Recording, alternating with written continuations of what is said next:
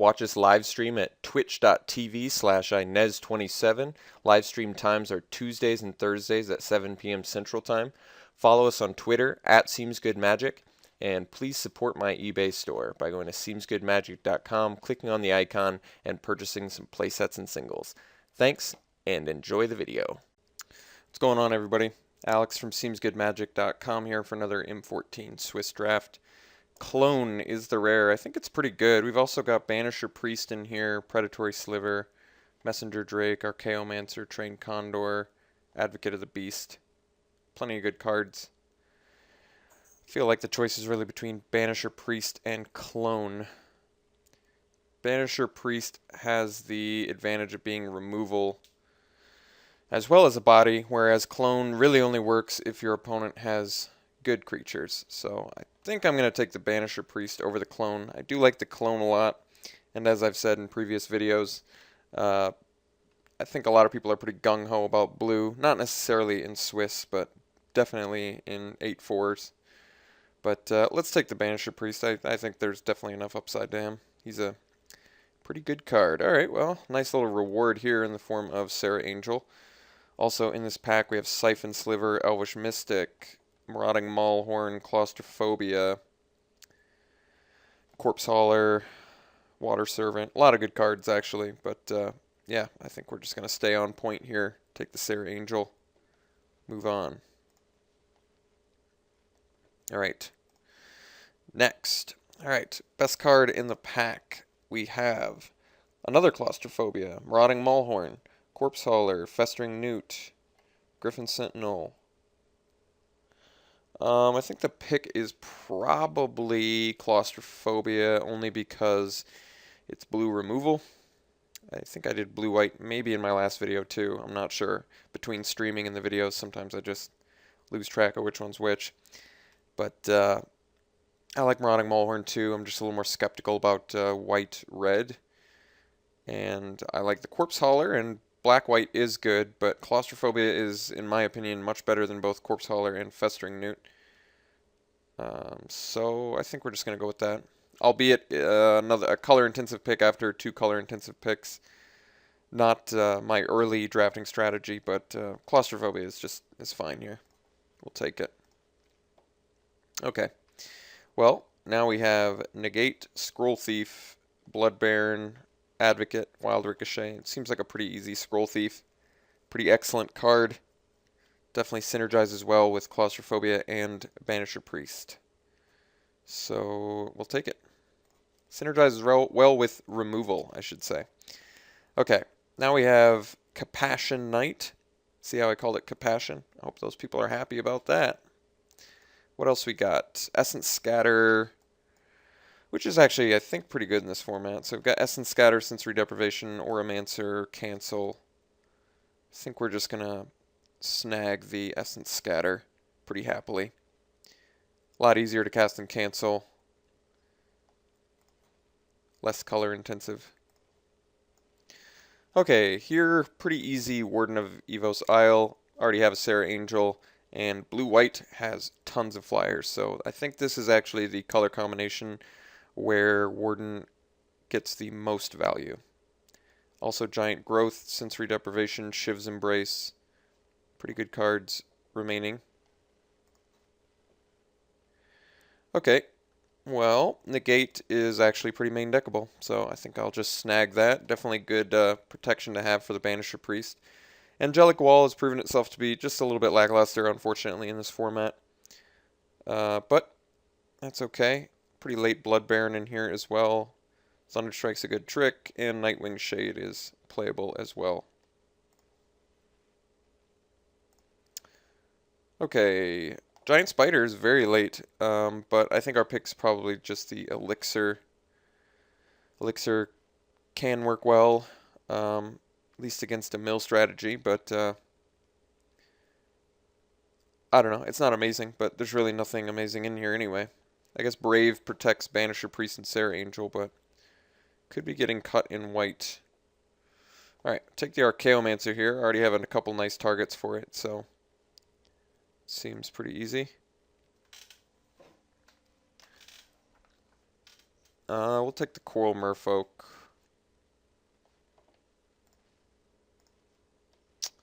Alright. There is a white pick. Suntail Hawk, not the most exciting flyer. It's a very late Thunderstrike. Could still maybe go into blue-red. So I think I'll take a playable card in red just in case that happens. You know, I feel like Wild Ricochet is actually playable. Can do some things.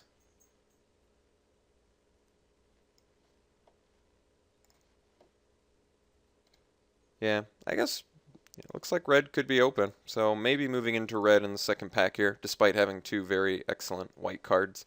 Did not see too much other white. I guess we were a little bit focused in on the blue, but I don't think that's necessarily true. I don't remember seeing a lot of other really solid white picks. So, wow. Well, we can do Bubbling Cauldron. There's a pacifism in here, which is good, but where's the Bubbling Cauldron going to work well? It's going to work well if we were to stay in white for Angelica Chord. It surprisingly works well just with flyers. It's a nice actually strategy to have with the flyers. You just have a couple ground guys to sack and just win through attrition. Nice War of Attrition. Otherwise, Young Pyromancer is going to seem real good if we opt into red. I don't know. It seems kind of likely that we would opt into red now. Second to last pick, Thunderstrike. I mean, this card's not amazing, but it's certainly playable. Unless someone else moved in on red. I'm not sure. Bubbling Cauldron doesn't seem great right now, but this is a gimmicky format. Still could possibly see an Angelica Chord again. Young Pyromancer is such a good card, though. Tough pick. I think I'm taking the Cauldron. Just leaves me just a tad bit more open. More open to, you know, hedging back and forth between white and red till we can get settled on where we're at. But for now, I guess we can focus on the blue, because we're definitely blue. Could take the Trained Condor. I mean, works well with the Warden. Celestial Flare is certainly playable. Archaeomancer is good. Be better if we had some more burn. I'm okay with taking the Condor now. We already have the Scroll Thief. They synergize extremely well, so I think that's the plan. Some flyers. Let's see. There's a Traumatize. Not much else in the mill department. Act of Treason. Guess you can bring it back with Archaeomancer. Actually works well alongside Scroll Thief. Plus, the black-red Steel and Sack deck's pretty popular. I think I'm cool with the Act of Treason.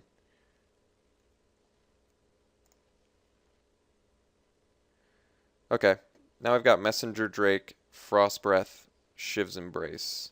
I do like Shiv's Embrace.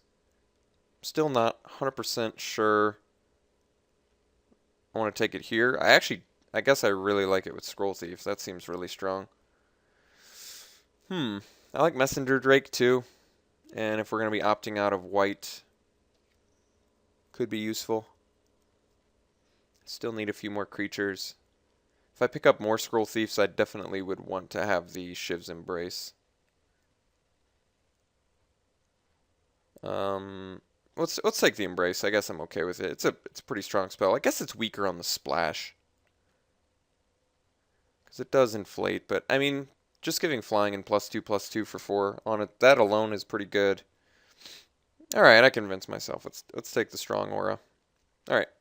Get a nice Chandra's Outrage here. Also have Frost Breath and Time Ebb, but yeah, let's just take the nice removal spell. I think we're out of white at this point.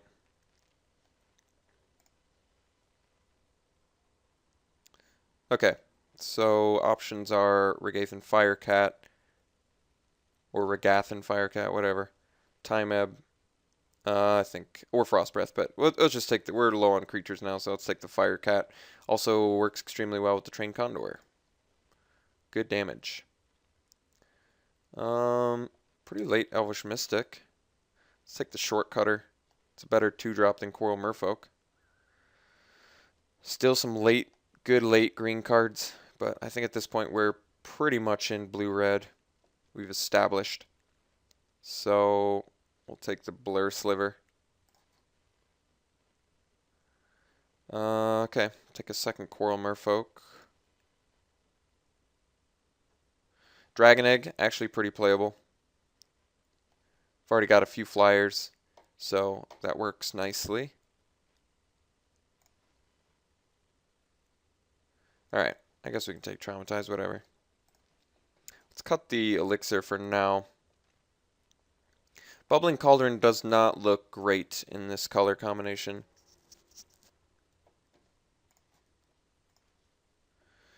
Guess we can take the Demolish for sideboard.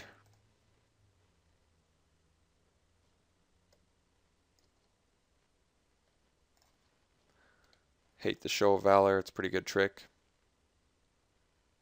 Somebody can play the Shadowborn Apostle, telling them we're not in black. I guess it doesn't necessarily tell them you're not in black, but if I was in black, I would recommend taking the weak card just to cut that color. But, you know, everybody doesn't agree. Everyone's got different strategies. Okay. So, we've got another Regathan Firecat, which I kind of like. Just because he's an efficient beater, and we have double Thunderstrike, Active Treason, we've got removal, we've got stuff to support him well. Yeah, I think the Firecat's the pick. I like the Messenger Drake too. And if we were in White Master, obviously good at the Scroll Thief. And Path of Bravery definitely proven itself to be good, at least for me. But I'll pretty happily snag a Regathan Firecat here. He's a good card. I still like him. Okay, currently Archaeomancer hits Chandra's Outrage, Active Treason, 2 Thunderstrikes, negate, Essence Scatter. That's a pretty good package. It's also Active Treason. How much of an Active Treason deck is this? Well, we've got a Scroll Thief, we've got a couple Firecats. It looks like an Active Treason deck. Could be getting a little bit heavy on the color-intensive 4-drops if we take the Archaeomancer. How much do I like playing the Active Treason in multiples? Alright, Active Treason I guess actually works well with the Bubbling Cauldron, so maybe that's a reason to play it. Let's just go heavy on these Active Treasons. Alright, Divination, Disperse, Battle Sliver. We have the Blur Sliver, but, actually, Battle Sliver is just a good beater on his own. I like 5 mana, 5 3s. It's very efficient. Works well with the Shiv's Embrace. Kind of wish I'd gotten those early Gorehorn Minotaurs now, but I didn't know I was going to be in red. And oddly, it looks like white picks are kind of coming now. I do want the Divination. I need more creatures too, though, or I'd at least like more creatures, because we're running some pretty lackluster ones. Let's take the Battle Sliver. He's a good finisher. Wow, really? Guess he's a little more difficult to play, isn't he? 5 mana, 4/4 flying, though. Can't really argue against that. It just so happens this pack has everything in it. It's got the Mythic Dragon. That has some potential extra value, but not that much. It's got the Chandra's Outrage. I'm going to go with the Dragon. It's the more interesting pick. Yes, it's color intensive, but so what? At this point, we're more red anyway. It's a strong card. Alright, get rewarded, get an Outrage anyway. So we'll take that over the Barrage, even though the Barrage is also good with the Active Treasons.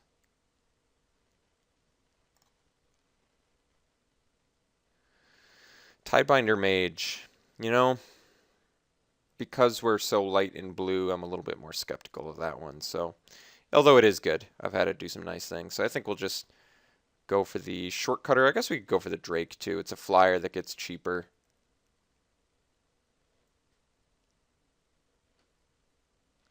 I really don't mind the Shortcutter though, because we can already start making cuts. What are my weakest cards? Maybe I don't want to main deck the Wild Ricochet. And I'd rather play the Shortcutters than or the Seacoast Drake rather than the Coral Merfolk. I'm going to take the Drake over the Shortcutter. It might seem strange because we're deeper into red, but actually, I don't know. I like the Drake a lot. I think he's a little bit good early. Guess I could snag a hatchling just for diversity's sake over a second Drake.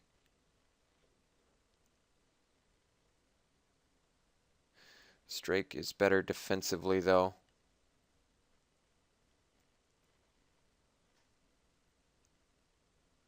I don't know. I'm going to go with the Drake again.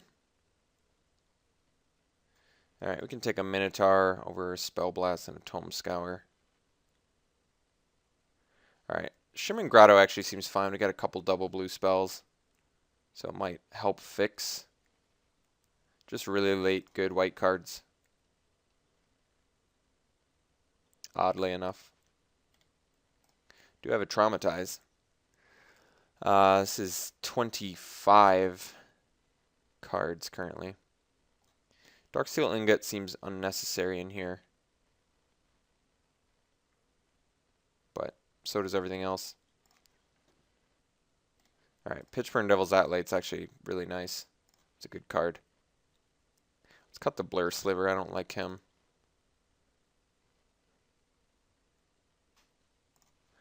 I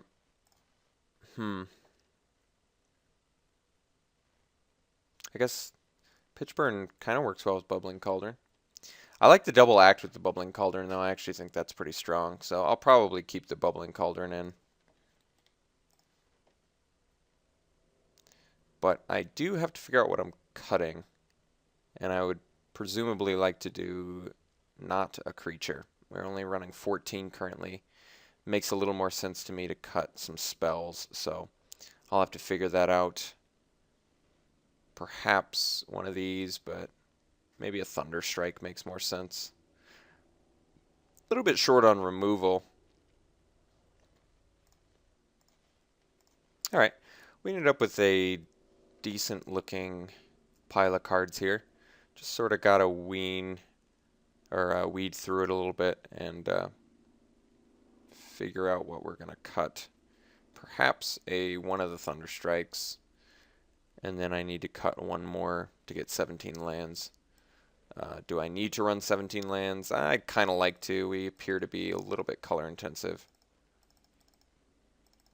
And I want to be able to play my spells. Let's put everything in for now that I would like to play. Let's set aside this Grotto.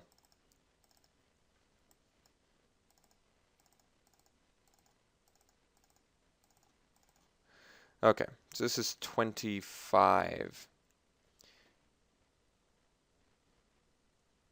That's already with one of the Thunder Strikes down, huh? Alright. Oh, Seismic Stomp. What are you doing in there?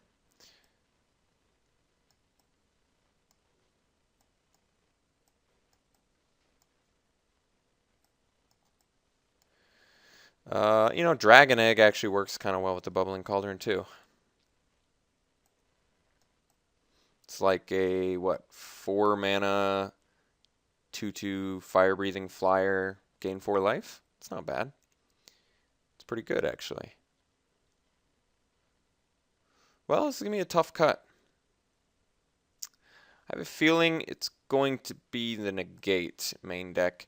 Reason being, we're a little bit short on removal, like I said, so I would like to be able to always be able to attack in if I have to, whether it be with an Act of Treason, a Thunder Strike, a Chandra's Outrage. I want to build an early board, get some 4/1s down, and then just steal their guys, trick their guys, counter their guys, lock them down, kill them, make my guys fly, kill them, whatever.